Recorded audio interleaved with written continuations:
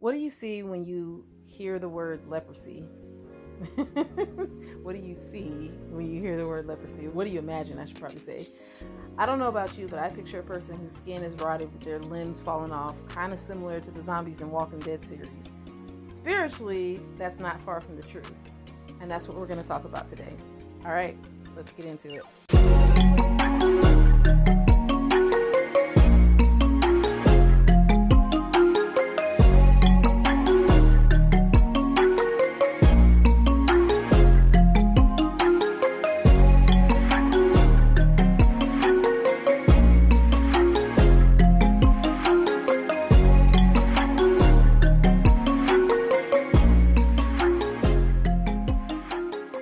As a Levitical priest, one needs to know the proper way to carry out the Torah or the law of Yahuwah as of a matter or an issue. And one of those issues is leprosy. So leprosy in an individual and leprosy in the walls of a house are the types of leprosy that's mentioned in Leviticus 13. Before I go there, though, I just want to mention what leprosy is. So according to Merriam-Webster, leprosy is a chronic infectious yet curable disease, mainly causing skin lesions and nerve damage. Okay. So when you look up your nervous system, not the central nervous system, but the nervous system, it helps all of the parts of the body communicate with each other. So when they are damaged, it causes dysfunction, right? And now spiritually, leprosy is sin and iniquity. And I'm going to get into that first and foremost. When I looked up iniquity in Blue Letter Bible, it's H5771. And I'm just saying, I'm probably going to mispronounce this word, but on, A-U-N, is the word for it. And it means perversity, depravity, guilt. And that's just an abbreviated definition. The root of that is H5753, A-U-H, to bend, twist, distort, to be bent, be bowed down, be perverted, to do perversely, do wrong, pervert. And that's also abbreviated. So when you have iniquity, you are distorting things, you're bending down, bowed down to something that isn't Yahuwah, you're perverted, you have guilt, you're depraved, perverse, you're doing wrong, so on and so forth.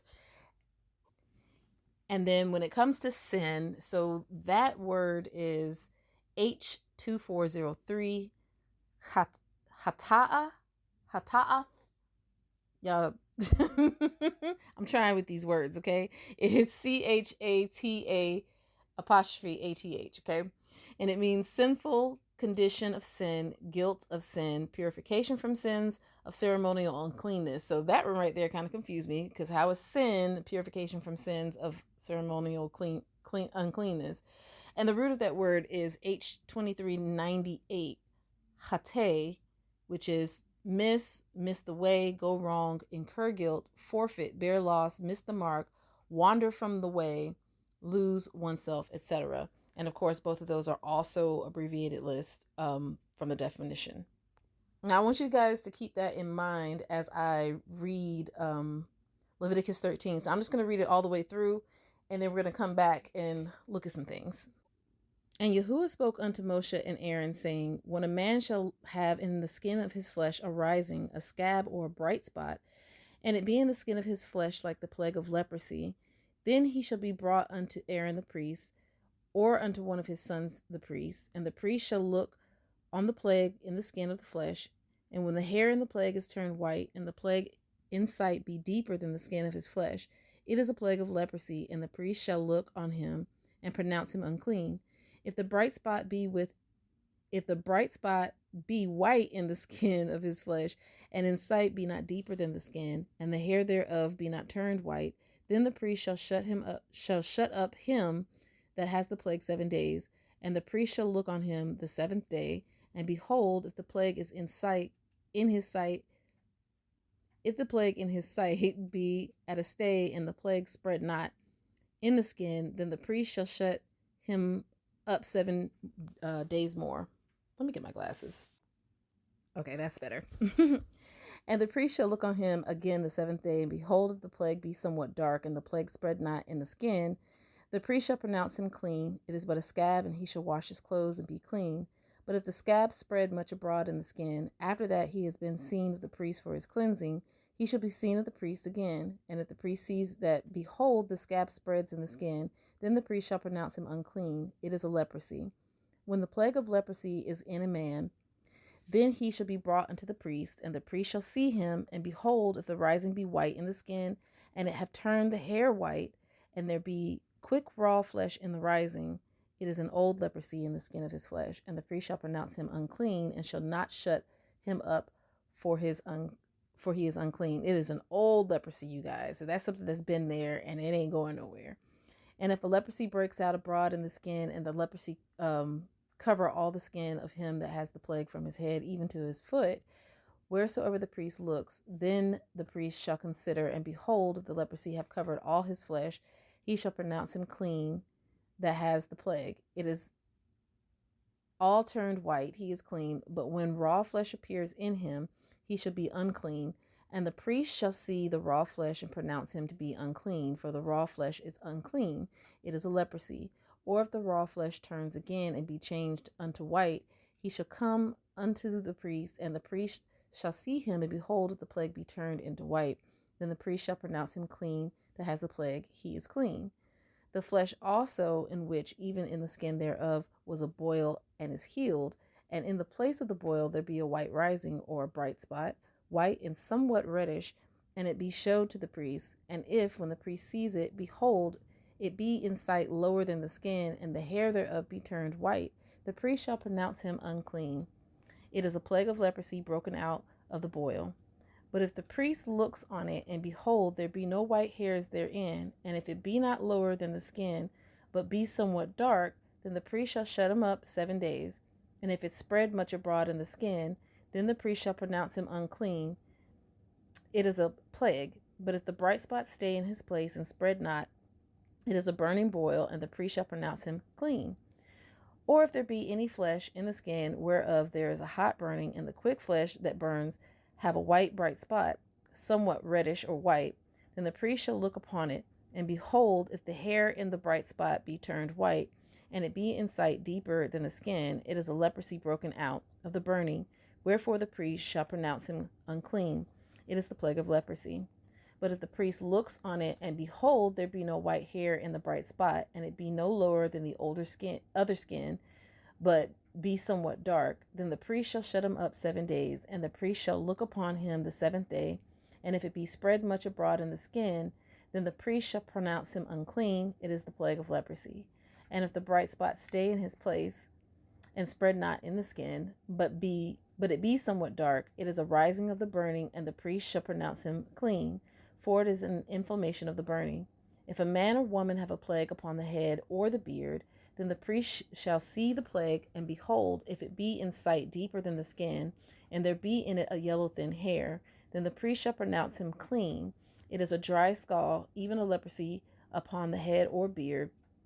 And if the priest look on the plague of the skull, and behold, it be not in sight deeper than the skin, and that there is no black hair in it, then the priest shall shut up him that has the plague of the skull 7 days. And in the 7th day the priest shall look on the plague, and behold, if the skull spread not, and there be in it no yellow hair, and the skull be not in sight deeper than the skin, he shall be shaven, but the skull shall he not shave. And the priest shall shut up him that has the skull 7 days more.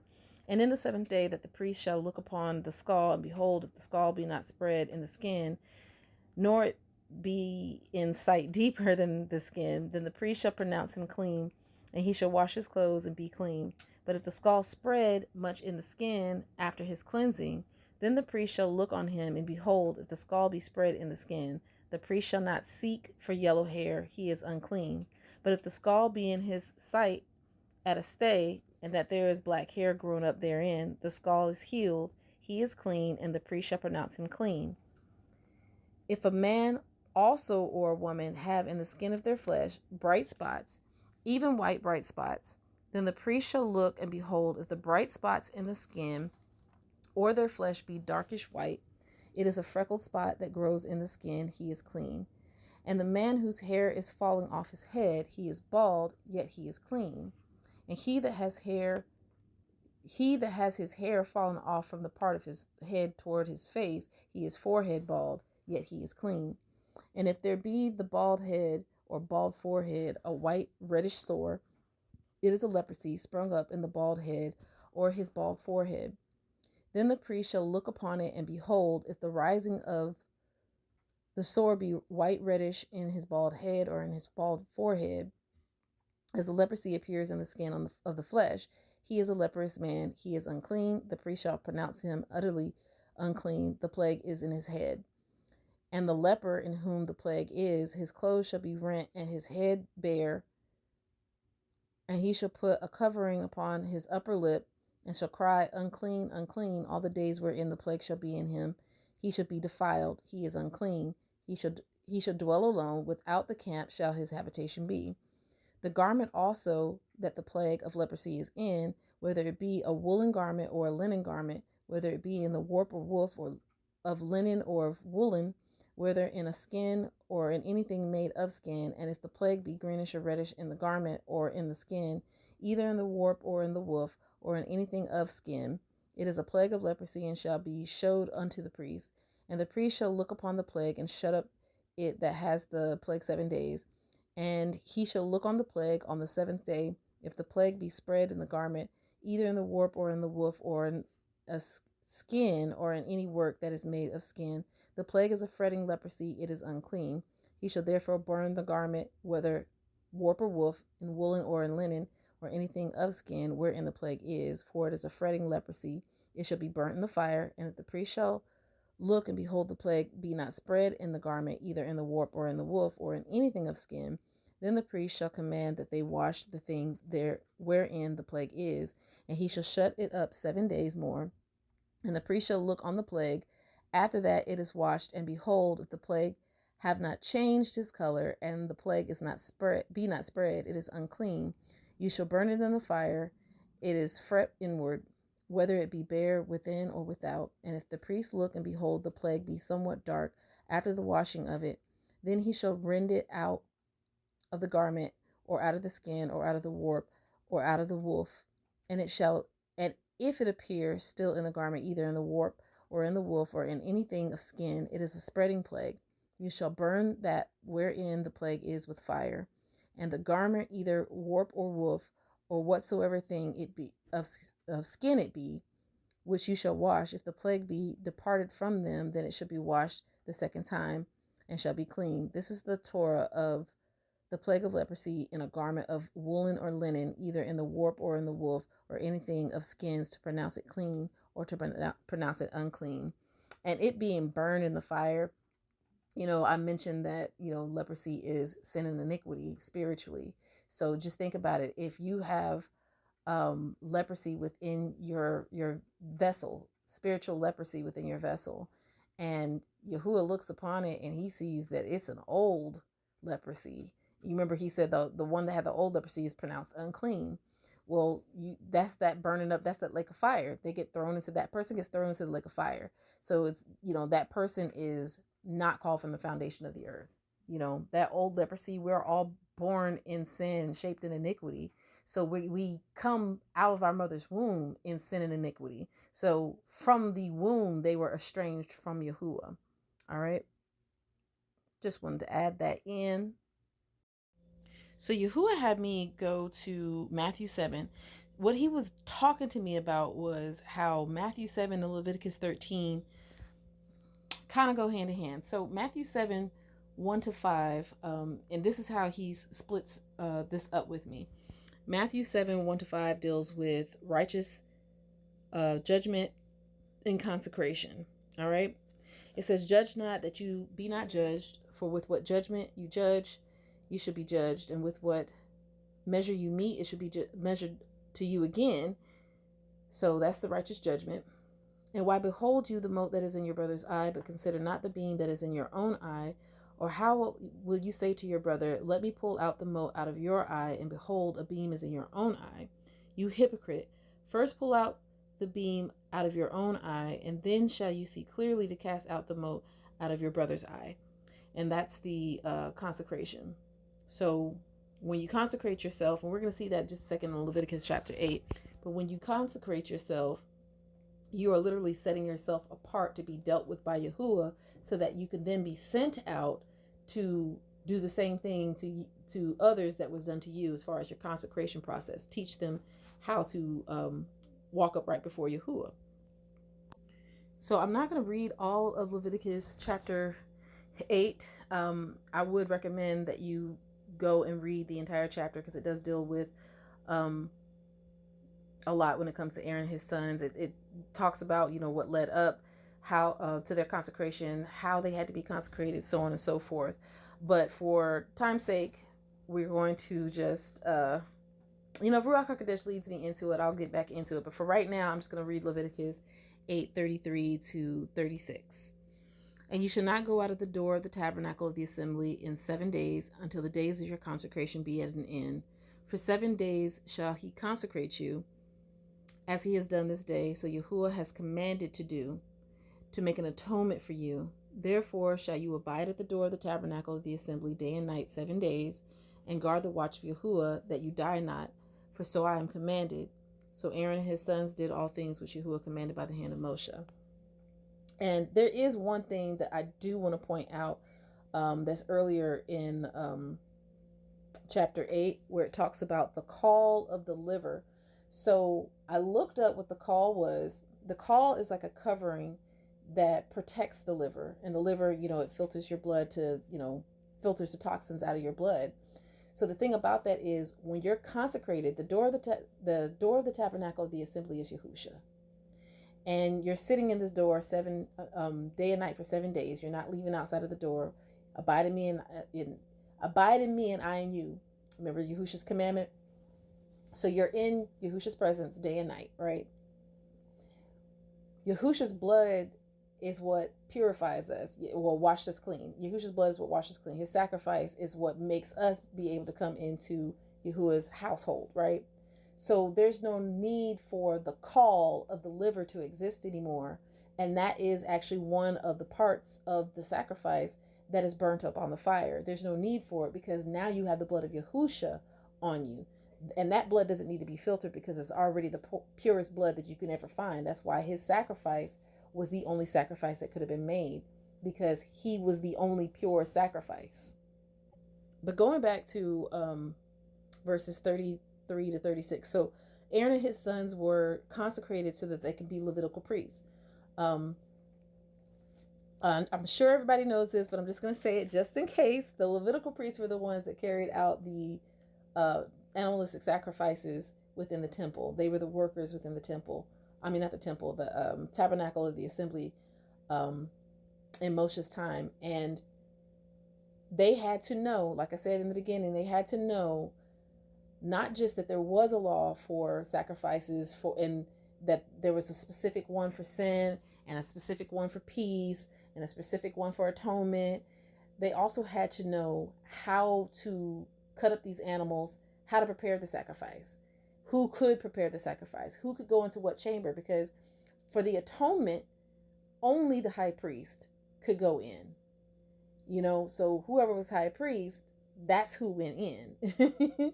So they had to know the law like it was second nature unto them. But they had to be consecrated and set apart for that task, so that they can properly carry out that function to the rest of Yasharah. Now, going back over here to Matthew chapter 7, you can see just from the first 5 verses that I read that Yahusha was in fact teaching his disciples the spiritual Torah according to Yahuwah by washing them with the word, by washing them with the water of the word. Apologies. Yahusha being the word. And he's washing them clean by his teachings, So the false doctrine, they're living in a time at that point where the religious leaders of Yahusha's time, they were pushing the traditions of men. They did not have the understanding of what the sacrifices or the Torah or anything about the Torah meant spiritually. So they were just making things up like we tend to do. They weren't seeking Yahuwah and inquiring of Yahuwah as to what these things meant, because if they had been, then Yahusha wouldn't have had so much of a problem with them. He still, he still gave his life for them too, but he wouldn't have had so much of a problem with them if they had been following through with the teaching the Torah according to Yahuwah's word. But that's what Yahusha's doing right here. And the scriptures that go along with the washing of the word, the washing of the water by the word, are Ephesians 5:25-27 and John 15:3. John 15:3 says, "Now you are clean through the word which I have spoken unto you." And Ephesians 5:25-27 says, "Men love your women, even as Mashiach also loved the called out assembly and gave himself for it, that he might sanctify and cleanse it with the washing of water by the word." And then 27 says that he might present it to himself a glorious called out assembly, not having spot or wrinkle or any such thing, but that it should be Kadash and without blemish, or holy and without blemish. This is also why Yahusha said to Peter, "What I do to you, you know not now, but you shall know hereafter." That's in John 13, verses 7-17. I'm not going to read that, but please go back and read that. That's when they're at the supper with Yahusha, and he gets up and he washes their feet. And then, him and Peter had this dialogue. Peter was like, "I should be washing your feet." And he was like, "What I do, you know not now, but you will hereafter." And it was this whole conversation that was going on. But if you want to know more about that, I actually do have an episode called "Are You a Foot Washer?" And that is episode 52. So that's why I'm not going into depth, because I've already gone into depth in a whole podcast episode. So please go listen to that so you know why that whole exchange between Peter and Yahusha was important. So back to Leviticus 13. So Leviticus 13 is teaching the Levitical priests how to discern if the leprosy or the sin and iniquity is spreading or healing. So they're ultimately determining if a thing is clean or unclean, which is discernment. So go back up to the beginning of Matthew 7, where it talks about, judging. When people see that particular scripture, especially somebody that is out here practicing lawlessness or being a worker of iniquity, they will bring that particular scripture up and say, "You're not supposed to judge me," and they'll quote it verbatim. But the thing about this is there's two types of judgment. There's judgment and condemnation, and then there's discernment. The judgment that Yahusha is talking about right now is he's talking about not to be condemning of people, but then we are supposed to have righteous discernment. Judge not. Don't condemn people unless you be condemned. For with the measure of condemnation that you give to someone, you should be condemned in the same manner. You feel me? That's the previous chapter. In Matthew 6, he literally told them how they should pray. And one of those things is, "Forgive us as we forgive those who trespass against us," or "Forgive us of our trespasses." So this is kind of like a reiteration of that. If you condemn somebody to the lake of fire and Yahuwah has not marked them as unclean, you're literally setting yourself up for that to be your judgment. Okay? So moving on to the next part. I didn't have anything for Matthew 7-12, but starting at verse 13, going to verse 29, Yahuwah is doing the exact same thing as far as just Yahusha, apologies, as far as teaching the disciples. And you'll see how this stuff kind of lines up with the whole leprosy thing. So, for instance, verses 13 and 14 talks about the broad and the narrow path.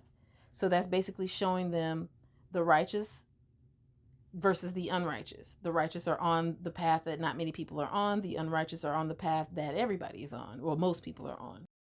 And even when you think about the parable of the 10 lepers, there was only one that came back. So that one, representing the remnant, was on the narrow path.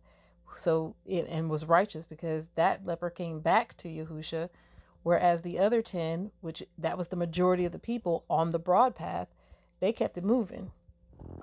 So discernment. Then you have Matthew 7:15-20, and that's talking about how to tell a tree whether it's good or bad. Again, discernment. And so the righteous produce good fruit, and they cannot produce bad fruit. The unrighteous produce bad fruit, and they cannot produce good fruit. So I want to stay right there for just a moment, because first and foremost, when I was reading this and he was, talking about trees, Yahushua was talking about trees, it made me think of in Mark 8:22-26, where he heals the blind man. He spits on the blind man's eyes, and the blind, he says, "What do you see?" And the man says, "I see men as trees walking." And then Yahushua does the same process again, i.e., cleansing the leper. He he starts to see people, the way they are. And the reason why that's so significant is because when you go back into Leviticus 13, it talks about, if you see that the leprosy, like if you observe someone that's got this leprosy and you see that it's spreading, you're supposed to set them apart for 7 days, come back and look at them on the 7th day. If it looks like it's spreading again, you do it one more time. And then you're supposed to, like, if it's still spreading, you're supposed to mark them as unclean. So I just think it was, significant how Yahusha did it twice. Because we, hopefully, if you're listening to this podcast, but we know that Yahusha could have made it happen the first time. So I thought that was very significant that he had to do it twice. And then also there is the Torah of the leper found in Luke 13, verses 6-10. And that reads as follows: "He spoke also this parable. A certain man had a fig tree planted in his vineyard, and he came and sought fruit thereon, and found none. Then said he unto the dresser of his vineyard, Behold, these 3 years I come seeking fruit on this fig tree, and find none. Cut it down. Why cumbers it the ground? And he answering said unto him, My master, let it alone this year also, till I shall dig about it and dung it. And if it bears fruit, well, and if not, then after that you shall cut it down." And he was teaching in one of the synagogues on the Shabbat. So that still goes back to, the process of determining something as clean or unclean. There are certain things like, an old leprosy, Yahuwah says that is automatically marked as unclean. Like, that thing been there for a minute, they're estranged from the womb. We're not dealing with that. But if it's somebody that didn't previously have like this leprosy bothering them, and then they come to the priest, they see this leprosy in their flesh, mind you. They see this leprosy in their flesh, and then they're like, okay, well, we got to put you away from 7 days. And then they come back, they got to look to see if it's got yellow thin hairs, or if it's got a white spot, or if the skin is raised, or if it's deeper than the regular skin that doesn't have the leprosy in it. It's different things that they have to do. And then they come back, the priest comes back again and observes, and then determines from that final observation if it's clean, if that person is clean or unclean.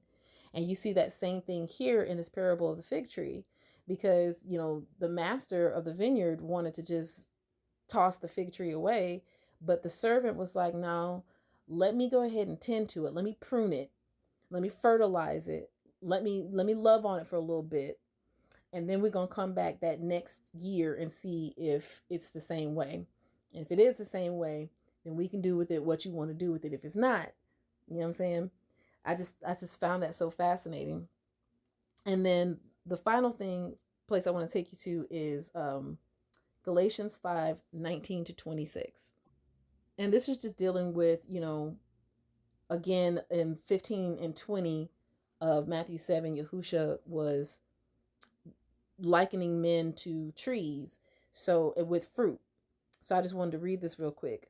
Starting in verse 19 of Galatians 5, it says, "Now the works of the flesh are manifest, which are these: adultery, fornication, uncleanness, lasciviousness, idolatry, witchcraft, hatred, variance, emulations, wrath, strife, seditions, heresies, envyings, murders, drunkenness, revelings, and such like, of the which I tell you before, as I have told you in time past, that they which do such things shall not inherit the kingdom of Yahuwah." All right, so you can pretty much sum that up to be fruit of the flesh. It says works of the flesh, but it's fruit of the flesh. That's the bad tree producing bad fruit, cannot produce good fruit. Now here's the good tree producing good fruit, and there's one key factor, one difference between the good and the bad tree. It's Ruach HaKodesh. But the fruit of the Ruach. So this is the fruit of Ruach HaKodesh. is love, joy, peace, long suffering, gentleness, goodness, faith, meekness, temperance. Against such there is no law put in place. And they that are Yahushua Hamashiachs have crucified the flesh with the affections and lusts. If we live in the Ruach, let us also walk in the Ruach. Let us not be desirous of vainglory, provoking one another, envying one another.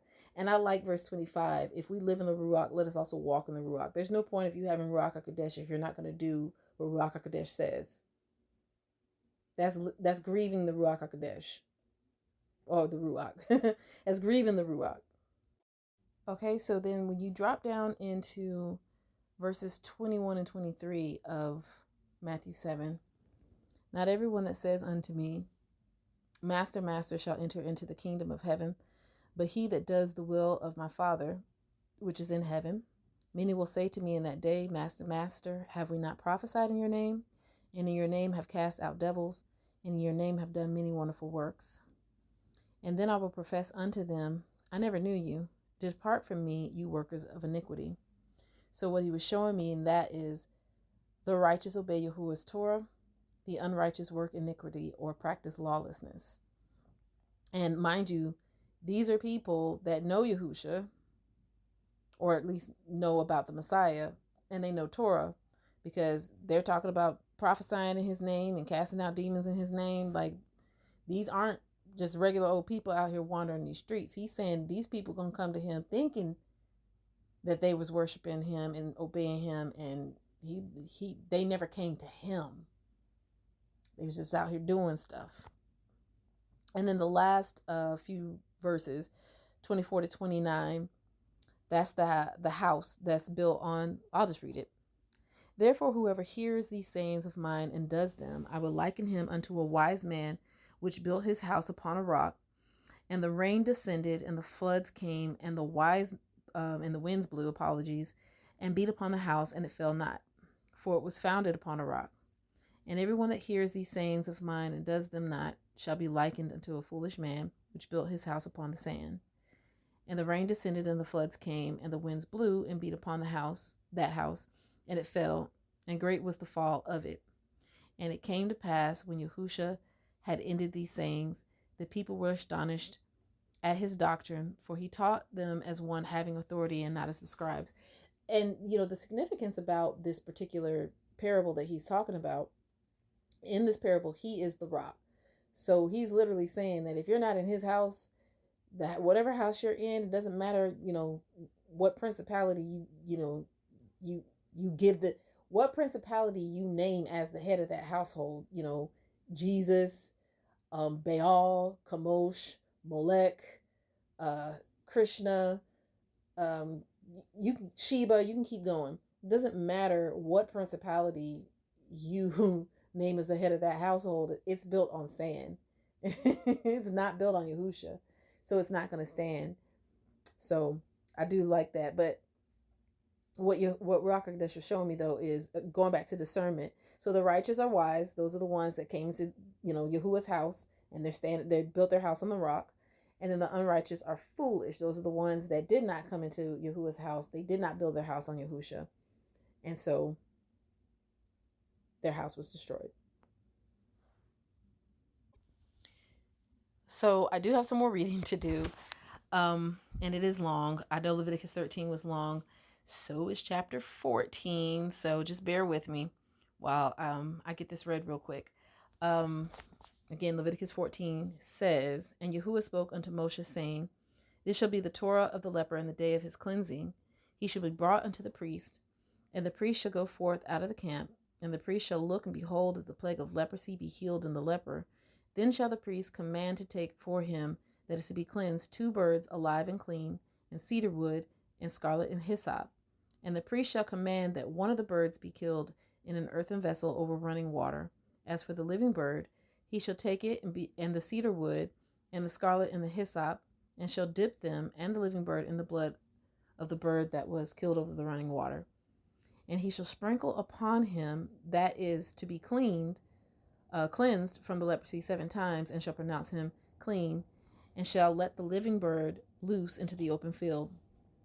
And he that is to be cleansed shall wash his clothes and shave off all his hair, and wash himself in water, that he may be clean. That's a baptism, you guys. Water baptism. And after that, he shall come into the camp and shall tarry abroad out of his tent 7 days.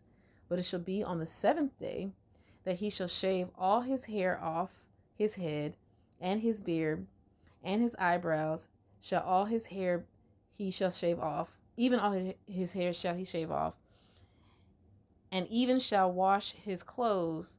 Also he shall wash his flesh in water, and shall be clean. And on the 8th day he shall take 2 he lambs without blemish, and 1 ewe lamb of the first year without blemish, and 3/10 deals of fine flour for an oblation mingled with oil, and 1 log of oil.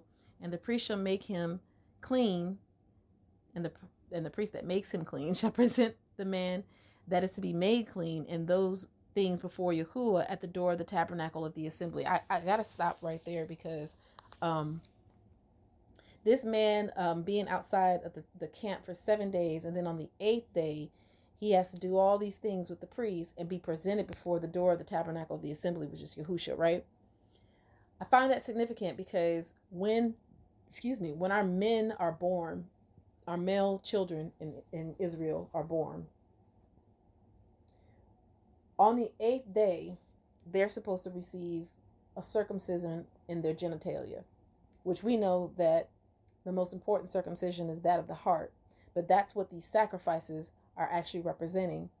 They're representing him being born again from his previous state of leprosy, right? He's being born again. And now he's presenting all of these sacrifices, which actually represent his heart being circumcised. And then he goes before Yahusha. Because when you come into, the reason why Yahusha is the door is because when you come into the house, you got to learn the rules of the house. So you got to sit down. So he's the first person that you see when you come into the house, because he's the door. You know what I'm saying? And I love how Yahuwah set that up. But yeah, so this right here, and right now I don't have all the answers about, what the animal represents and this, that, and the other. I have some of the answers, but I don't want to get into it because I don't know all of it. But we saw that he had the water baptism. Then we saw that, on the 8th day, he had all these sacrifices that he had to make for his heart circumcision, which it deals with a log of oil. So that's the Ruach HaKodesh. That's the baptism of Ruach HaKodesh happening. And then he goes and he sees about Yahusha. He sits at the door of the tabernacle of the assembly. All right. So I'm going to keep going in verse 12. And the priest shall take 1 he lamb and offer him for a trespass offering, and the log of oil and the wave for a wave offering before Yahuwah. And he shall lay the lamb in the place where he shall kill it, or kill the sin offering, and the ascending smoke offering in the holy place. For as the sin offering is the priest, so is the trespass offering. It is most holy. And the priest shall take some of the blood of the trespass offering, and the priest shall put it upon the tip of the right ear of him that is to be cleansed, and upon the thumb of his right hand, and upon the great toe of his right foot. And before I go any further, I actually did explain in the previous episode called Marked what all of this right here actually represents. So I'm not going to get back into it, but please go listen to that episode as well, because it does explain this. And the priest shall take some of the log of oil and pour it into the palm of his own left hand. And the priest shall dip his right finger in the oil that is in his left hand, and shall sprinkle of the oil with his finger 7 times before Yahuwah. And of the rest of the oil that is in his hand shall the priest put upon the tip of the right ear of him that is to be cleansed, and upon the thumb of his right hand, and upon the great toe of his right foot, upon the blood of the trespass offering, and the remnant of the oil that is in the priest's hand, he shall pour upon the head of him that is to be cleansed, and the priest shall make an atonement for him before Yahuwah. And the priest shall offer the sin offering and make an atonement for him that is to be cleansed from his uncleanness, and afterward he shall kill the ascending smoke offering, and the priest shall offer the ascending smoke offering and the oblation upon the altar, and the priest shall make an atonement for him, and he shall be clean. So that atonement is the washing away of your sins, right? That's what the atonement is. You're having your sin, your iniquity removed from you. So again, that goes along with what I was saying. He was baptized with water, with Ruach HaKodesh, That's the heart circumcision. Then he went before Yahusha, and he was made like he was forgiven. And if he be poor and cannot get so much, then he shall take he shall take one lamb for a trespass offering to be waived, to make an atonement for him, and 1/10 deal of fine flour mingled with oil for an oblation, and a log of oil, and 2 turtle doves or 2 young pigeons, such as he is able to get. And the one shall be a sin offering, the other an ascending smoke offering. And he shall bring them on the 8th day for his cleansing unto the priest, unto the door of the tabernacle of the assembly before Yahuwah. And the priest shall take the lamb of the trespass offering and the log of oil, and the priest shall wave them for a wave offering before Yahuwah. And he shall kill the lamb of the trespass offering, and the priest shall take some of the blood of the trespass offering and put it upon the tip of the right ear of him that is to be cleansed, and upon the thumb of his right hand, and upon the great toe of his right foot.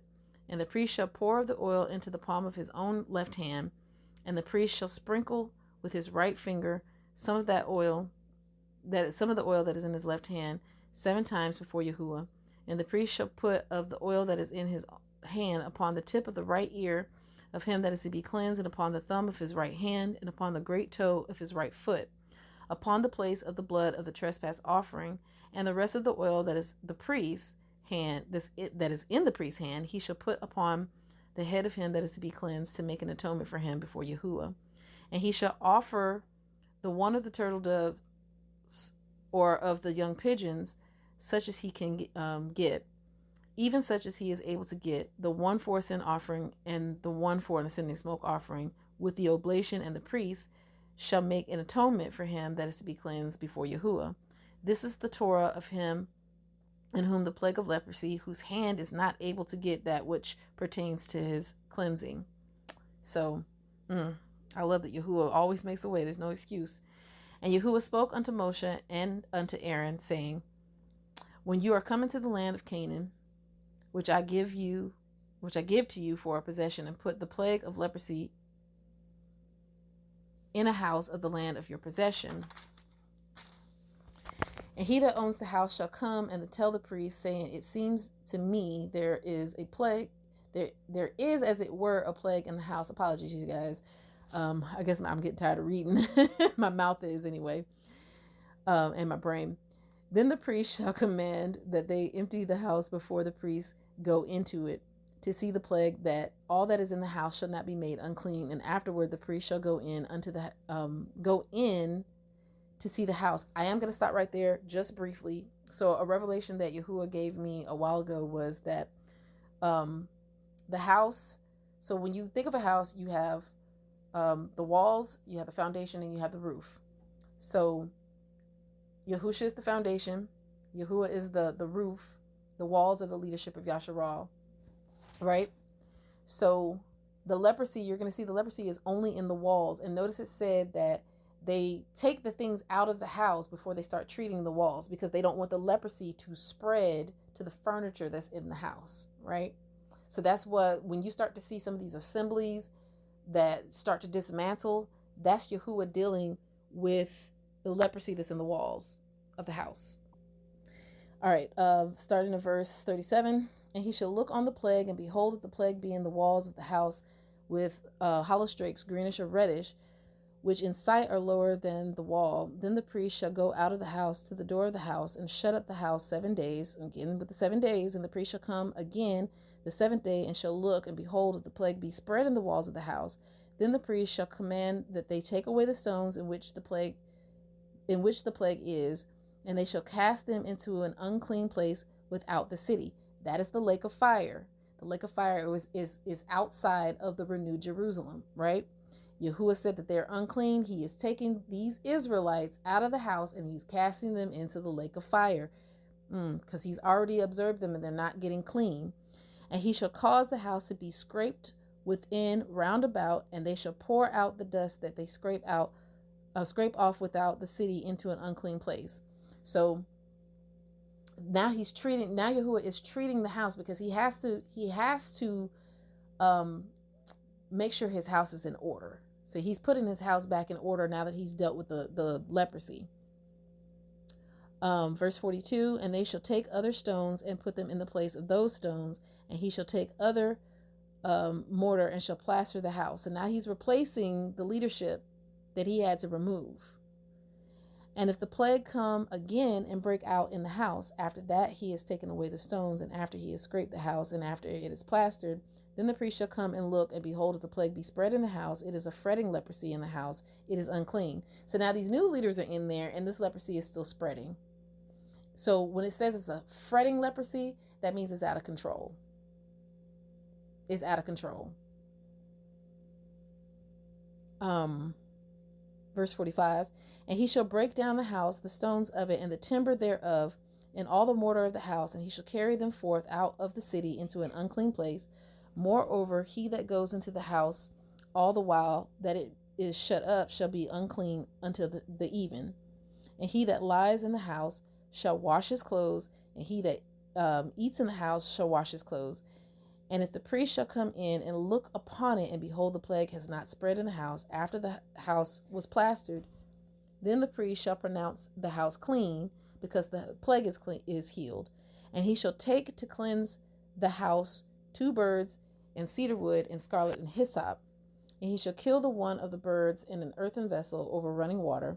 And he shall take the cedar wood and the hyssop and the scarlet and the living bird, and dip them in the blood of the slain bird and in the running water, and sprinkle the house 7 times. And he shall cleanse the house with the blood of the bird, and with the running water, and with the living bird, and with the cedar wood, and with the hyssop, and with the scarlet.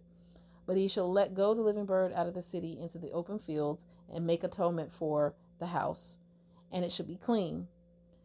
This is the Torah for all manner of plague of leprosy and scall, and for the leprosy of a garment of a house, and for a rising, and for a scab, and for a bright spot, to teach when it is unclean and when it is clean. This is the Torah of leprosy. So again, discernment, that's that last part that he was talking about. But I also, this right here can also be linked back to Matthew 7 verses 24 to 29, because if your house is built on Yahusha, who is the rock, you're going to be good. Yahuwah will deal with you whenever you have to, because if you're building your foundation, your house on the foundation of Yahusha, then you're of the understanding that whenever you see this leprosy inside of you, you're handing it over to Yahuwah in confession and repenting, and then, doing whatever it is you need to do, whatever he instructs you to do, to not do it again, submitting yourself to Yahuwah, resisting the devil, and he'll flee. But if you're unwise and your house is not built on Yahusha, meaning that you came into the house of Yasharal some other way, making you a thief and a robber, you have leprosy, because Yahusha is the king of this household. Yahuwah is the head of the household, because he's the father. So with that being said, those are the ones that got cast out into the lake of fire. They're the ones that built their house on the sand, and everything came towards them, but they didn't have the rules of the house. They didn't have the ruach of the house. They didn't have the teaching of the house. They didn't have the knowledge of the one whose house it was. They didn't have a relationship with the one whose house, of the one that was over that house, the people in the house, which is Yahusha. They didn't have any of that. So when the winds came and blew and all the other stuff, the floods came and all the other stuff, they were destroyed. That leprosy overtook them. So you can liken this part of, I want to say it's verses 33 to 57 of Leviticus 14 to Matthew 7, 24 to 29. But getting back into Leviticus 14, so verse 11 says, and the priest that makes him clean shall present the man that is to be made clean in those things before Yahuwah at the door of the tabernacle of the assembly.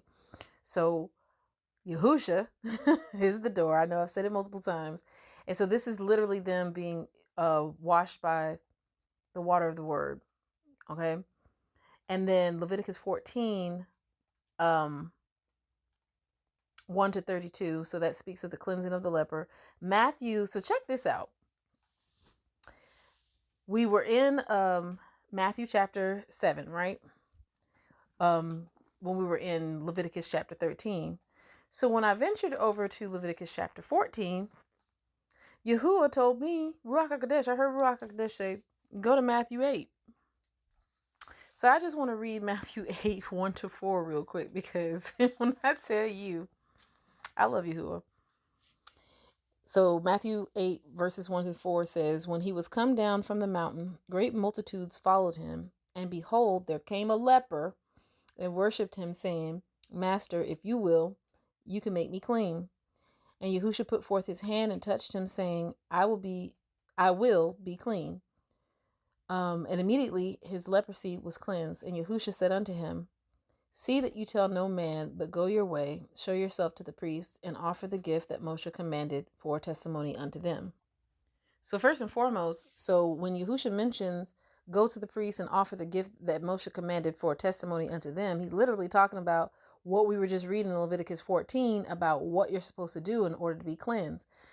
The thing about that, though, is in Leviticus 14, the blood that's supposed to be sprinkled on the right ear, right thumb, right big toe, that represents Yahusha's blood, cleansing them of their leprosy. And then, the oil is Ruach HaKodesh, purifying them. And then they're consecrated, because, there's 7 days that they're set apart from the rest of the assembly, not assembly, Yasharal. Well, yeah, assembly. And then they come back on the 8th day, and then that's when they have that. So they're being consecrated, purified, and cleansed all in one. So they have already, by him accepting the healing from Yahusha and not saying, well, who do you think you are? How you putting your hands on me? How I'm supposed to be made? His faith made him well, right? His faith in Yahusha.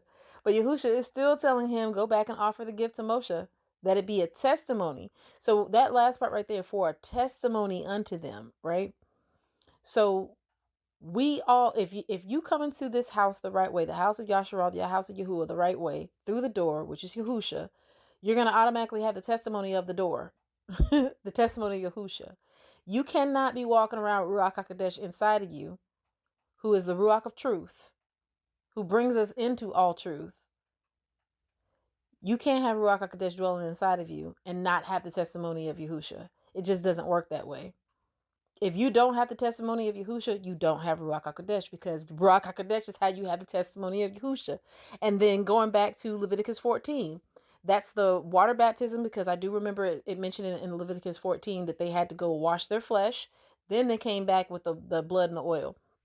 So they had the water baptism, they had the heart circumcised, and they had the Ruach, the baptism of the Ruach HaKodesh. They came into the house the right way, after having their sin and iniquity removed from them.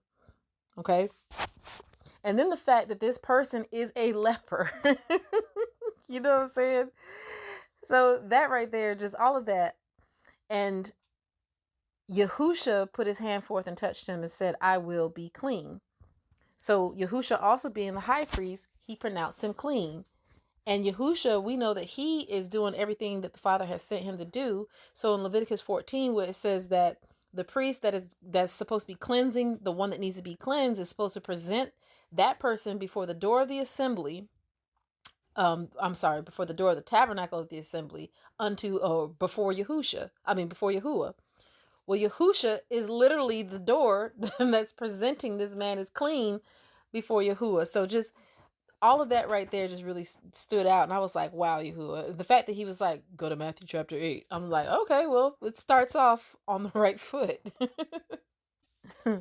So when you go down and you start reading Matthew 8, 15-13, I'm going to read that real quick. And when Yahusha was entered into Capernaum, there came unto him a centurion, beseeching him and saying, Master, my servant lies at home sick of the palsy, grievously tormented. And Yahusha said unto him, I will come and heal him. The centurion answered and said, Adonai, or Master, I am not worthy that you should come under my roof, but speak the word only, and my servant shall be healed. For I am a man under authority, having soldiers under me. And I say to this man, go, and he goes, and to another, come, and he comes, and to my servant, do this, and he does it. When Yahusha heard it, he marveled and said to them that followed, Amen, I say unto you, I have not found so great faith, no, not in Yasharal. And I say unto you that many shall come from the east and west, and shall sit down with Abraham and Yitzhak and Jacob in the kingdom of heaven. But the children of the kingdom shall be cast out into outer darkness. There shall be weeping and gnashing of teeth. And Yahusha said unto the centurion, Go your way, and as you have believed, so be it done unto you. And his servant was healed in the selfsame hour. So the first thing I want to mention is that I looked up what palsy is. Palsy is literally a form of leprosy. It's a form of leprosy that deals with nerve damage. You remember nerve damage was mentioned in leprosy. So there's different types of palsy. There's cerebral palsy. There's Bell's palsy. There was another one, and I can't remember off the top of my head right now. But each one of them deals with damage, nerve damage in a different facial. I think Bell's palsy is the facial. Cerebral palsy is the brain, the cranial. And then the other one, I can't remember. Again, I apologize. You can Google it. What it deals with, but it's nerve damage. So this centurion servant who had palsy had leprosy. he had a form of leprosy. So I just thought that was spot on. Like, Yahuwah just know what he be doing for real though. So now I do want to bring this up. So if you go to Leviticus 14:22-32, that is if the person is poor and they can't offer like the correct animals for the sacrifice, then they're supposed to offer turtle doves and other fowl. And the reason why that stood out to me is because I'm not really sure if I did an episode about this or not, so I apologize if I haven't. But Yahuwah was showing me in Leviticus chapter 1 how it was broken down into 3 parts. You have 1 through 9, which is the bullock being sacrificed. That's Yahusha. Then you have 10 through 13, which is the sheep and the goats being sacrificed. That's righteous and unrighteous Yasharal together. And then you have 14 through 17, which is the fowls, the turtle doves, the pigeons, the dove. And the thing with that is the way their sacrifice is different than Yahusha and the sheep and the goats. So Yahusha and the sheep and the goats, they had their inwards cleaned and then they had their feet washed, right? Or their legs washed. But then when you come to the fowls, they had their head wrung off, and Yahuwah had given me the revelation that was equivalent. So the fowls are the Gentiles, and that's equivalent to them renouncing their heritage and the fallen angels that their bloodlines were worshiping.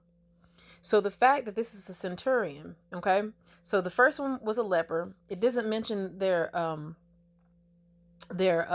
nationality, but we know that Yahusha is already there. So that, he was slain from the foundation of the earth. So that first sacrifice with the bullock has already been made, right? Even though it hasn't physically taken place at that point in time, because obviously Yahusha's walking here in the flesh, talking to these people. So now you see this leper, and Yahusha's dealing with him. So that's equivalent to the Yasharal, and now you see the Gentile, coming. I don't know, that just stood out to me. Hopefully I explain it in a way that it makes sense, but it just stood out to me. And as always, I always leave my email address at the end of these podcast episodes in case you want to reach out, because if there's something in that was confusing or whatnot, by all means reach out to me. And I think there's even a way that you can leave comments on these podcasts. I'm not really sure, but by all means reach out to me. I don't bite. So anyway, actually not anyway, I did want to mention, because I mentioned that this centurion servant had palsy, and one form of palsy is Bell's palsy, and it's caused by a dysfunction of the facial nerve. So you remember when I was talking about the definition of leprosy, and one of it being that it causes nerve damage. So that's a form of dysfunction in your nervous system, right? So this is another dysfunction. It's dysfunctionality. That's what leprosy is. It's sin and iniquity that causes you to be dysfunctional.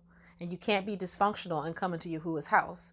Because if the sun and the moon and the stars and the sky have to flee away from the presence of his face, we can't think that we finna come up into his household and we got all this sin and iniquity and mess and crap on us. You know what I'm saying? It just makes sense to me. Okay, now moving on to Matthew 8:14-17. And it says, "And when Yahusha was come into Caiaphas' house, he saw his woman's mother laid and sick of fever. And he touched her hand, and the fever left her, and she arose and ministered unto them. When the even was come, they brought unto him many that were possessed with devils, and he cast out the ruachs with his word, and healed all that were sick, that it might be fulfilled, which was spoken by Yashayahu the prophet, saying, He himself took our infirmities and bore our sicknesses." Okay? So you see Peter's house, or Kappa's house. And then you go on and you see, other people. And it doesn't say if they were Israelites, so I'm not going to speculate. I'm not going to add nothing to it. But you just see it's households coming to Yahusha. So if you really look at Matthew chapter 8, Matthew chapter 8 all the way up into verse 17, it kind of follows the same pattern and construct as Leviticus 14. Because you have the single leper and the animals that they're supposed to use to be cleansed. Then you have the not so financially stable leper that they're supposed to come in with the turtle doves and so on and so forth. That's the centurion and his servant. Centurion being a Gentile. They're Greek. And then the last part of Leviticus 14 talks about if the house has a leprosy in it, you're supposed to remove the furniture so it doesn't spread into the walls, right? So you see Kappa's house, and I'm calling him Kappa because of the paleo, but Peter, I say Peter. You see Peter's house, and inside his house, somebody in the house, which with it being his wife's mother, she might not be considered a leader, but you know how our people are. She's a matriarch. So she would be one of the leaders. She's not the leader, but she's one of the leaders of the household. So there's a leprosy in the walls of the house, right? And it says that she was sick with fever. So when I was doing my research on leprosy, I saw that there are certain severe forms of leprosy that can cause a fever because of the reaction called, now, bear with me on pronouncing this, erythema nodosum leprosum. Okay, go look it up. NEL for short. And it's basically a reaction that causes painful skin nodules and moderate to severe fever. And when you go back and look at Leviticus 13, it does talk about, having the boil, I can't remember the adjective that they use for it, but it has a boil, and that the leprosy is in the boil. So that's basically what this is talking about. Skin nodules. That's the boil. So with that being said, like, Yahuwah is really showing how he's lining these things up. So Yahusha is literally going, he's teaching them Torah, because there is a defilement of the bread that has been fed to the people from the religious leaders of this time and times prior. And Yahusha is coming and setting the record straight. He's teaching Torah, but he's teaching it according to how it was always meant to be. So this is the Torah of the leprosy. This is what leprosy is, and this is the Torah of the leprosy. In order for you to have the sin and the iniquity removed from you, which is the leprosy that we were all born into, right? You have to have the water baptism, be baptized in Ruach HaKodesh, come in through Yahusha, can't come in through any other way, otherwise you'll be a thief and a robber. And then you have to be consecrated, set apart. You have to be set apart. Notice they were set apart before they came into the house.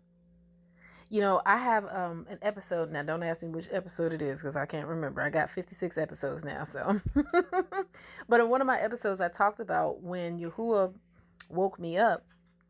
First thing he did was he sat me down. Like I was in a wilderness by myself.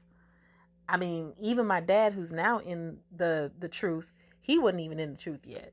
So I was just out here. I was searching for people, and every time I tried to find somebody, Yahuwah would tell me, "No, not them.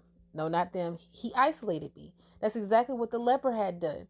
For 7 days, they had to be isolated until that 8th day when they went to have when they were receiving the consecration of their hearts. I mean, the circumcision of their hearts, and then they had to be cleansed and purified. And there's another word I'm looking for right now, and I'm drawing a blank. But apologies. Cleansed, purified. I already said consecrated, so never mind. I already talked about the consecration. Y'all, it's late, so I apologize. My brain is going.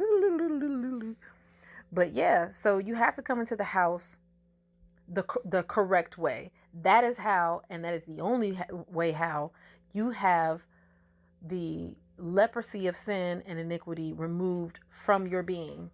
And the Gentiles can have it too. We saw it with the centurion. With the centurion serpent. I keep saying serpent, servant. He was also healed by Yahusha. So he's even showing you that these Gentiles there are some Gentiles that were known from the foundation of the earth. Yahuwah knows who he's calling into his kingdom. He knows. And I know it's going to be some people that's like, no, no, no. You know what? It's not my word. It's Yahuwah's word. So you're going to have to take it up with him. That's just how it is. But I love you. So overall, leprosy is, in the spiritual sense, is sin and iniquity. Yahushua HaMashiach is the high priest who makes atonement for our sin. So I just want to remind you of the process of the cleansing of the leper. So you have the leper has to present themselves to a priest. And then once they do that, I want to say so you see a little bit of it in 13. You see them going back and forth between the priests, but in 14, you see the consecration and all the other stuff. Yahusha is the high priest. So this priest that's cleansing this leper is Yahusha. He's also the door of the tabernacle of the assembly. You know what I'm saying? So you see him as the high priest, and you can find those scriptures in Hebrews 2:17 and 4:14 to 16. As a matter of fact, I think I'm going to go there real quick. So first is 2:17, which says, "Wherefore in all things it behooved him to be made like unto his brethren, that he might be a merciful and faithful high priest in things pertaining to Yahuwah, to make reconciliation for the sins of the people." That's literally what he was doing when he was healing people of leprosy in Matthew chapter 8. And then chapter 4, verses 14 to 16 says, "Seeing then that we have a great high priest that is passed into the heavens, Yahushua the son of Yahuwah, let us hold fast our profession, for we have not a high priest which cannot be touched with the feeling of our infirmities, but was in all points tempted like as we are, yet without sin. Let us therefore come boldly unto the throne of grace, that we may obtain mercy and find grace to help in the time of need." So those are the scriptures about him being, about Yahushua being the high priest. But he also makes atonement for us. Now, what I'm about to read doesn't necessarily say atonement, but if you know what atonement is, which is basically the propitiation or the cleansing of our sins, the washing away of our sins, then you'll know that it's still saying that in here. This is Matthew 26:26 to 28. Yeah. "And as they were eating, Yahushua took the bread and blessed it and broke it and gave it to the disciples and said, 'Take, eat this, my body.' And he took the cup and gave thanks and gave it to them, saying, 'Drink you all of it, for this is my blood and the renewed covenant, which is shed for many for the remission of sins.'" So he is the atonement that's being made. Because he's the peace offering. He is the peace offering. Yahusha is the peace offering, you guys.